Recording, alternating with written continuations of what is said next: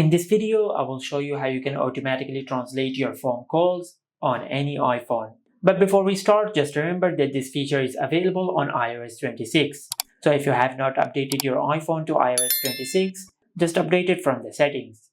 Now, after you update your iPhone to iOS 26, now to translate your phone calls, just open the Contacts app or the Phone app. Now, if you receive a phone call or if you do a phone call to a contact, for an example, I will call this contact. And once the other person picks up the call, then tap on More. And from here, you will find the option of Live Translation.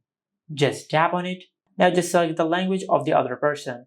For an example, if the other person is speaking in Korean, just select Korean. Or you can select any of the languages available over here.